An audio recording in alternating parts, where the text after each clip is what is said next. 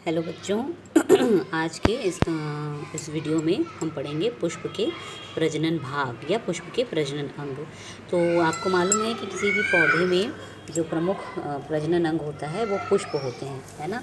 पुष्पीय पौधे जिनको हम एंजियोस्पर्मी पौधे भी कहते हैं, इनमें पुष्प इनके प्रमुख प्रजनन अंग होते हैं। तो पुष्प जो है उसमें सभी भाग जो है प्रजनन की क्रिया में भाग नहीं लेते। तो इसके प्रमुख जो प्रजनन भाग हैं उसके बारे में हम इस वीडियो में चर्चा करेंगे। तो ये देखिए, इस चित्र में आपको एक प्रारूपी पुष्प दिख रहा है। एक सामान्यतः पुष्प जो है उसमें ये सारे भाग जो हैं वो पाए जाते हैं।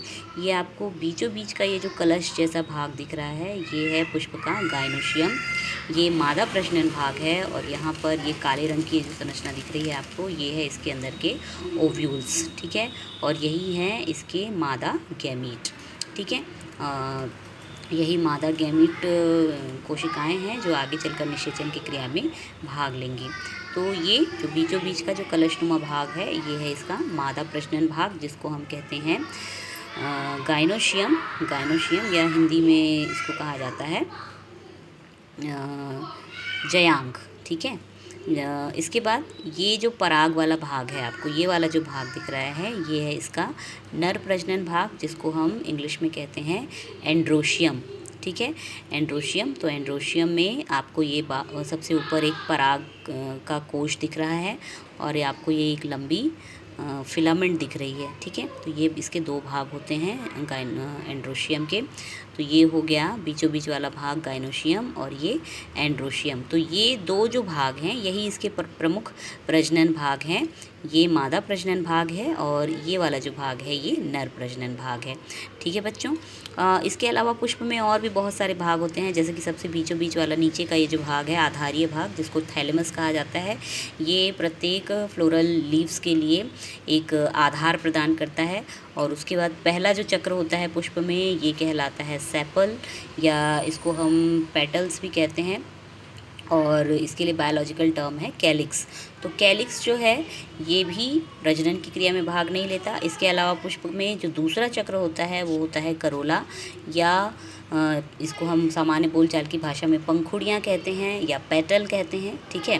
तो ये पेटल और सेपल ये पुष्प में उपलब्ध जरूर होते हैं, पुष्प में स्थित जरूर होते हैं, लेकिन ये प्रजनन की क्रिया में भाग नहीं लेते। ये सहायक भाग हैं, इनको सहायक अंग कहा जाता है। ये प्रमुख इसके प्रजनन अंग नहीं है, प्रजनन के भाग नहीं हैं, ये केवल सहायक भाग हैं।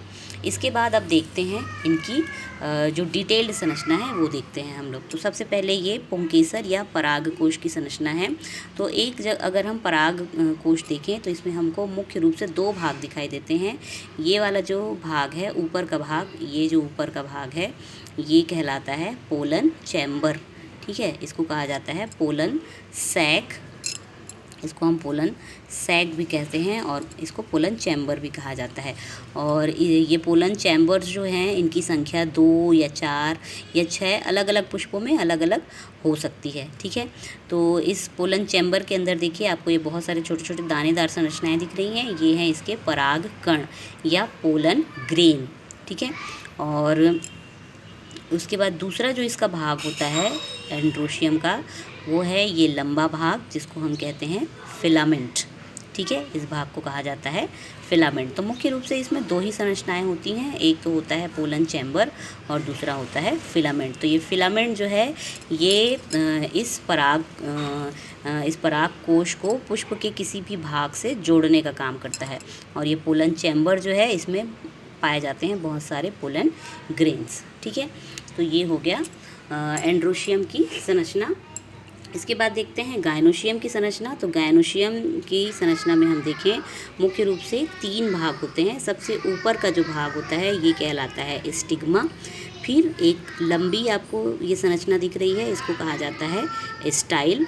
और तीसरा जो ये अंडाकार जो भाग दिख रहा है इसको कहा जाता है अंडाशय या ओवरी, ठीक है। 3 भाग होते हैं इसमें, स्टिग्मा, स्टाइल और ओवरी। स्टिग्मा को हम कहते हैं वर्तिकाग्र, हिंदी में कहा जाता है इसको वर्तिकाग्र। फिर इसको कहते हैं वर्तिका और इसको कहा जाता है अंडाशय। और इस अंडाशय के अंदर उपस्थित होता है हमारा ओव्यूल या हमारा मादा गैमीट, ठीक है। तो और इसके नीचे का ये वाला जो भाग है ये थैलेमस है। थैलेमस जो है वो इसका भाग नहीं है, गायनोशियम का भाग नहीं है, ये पुष्प का भाग है।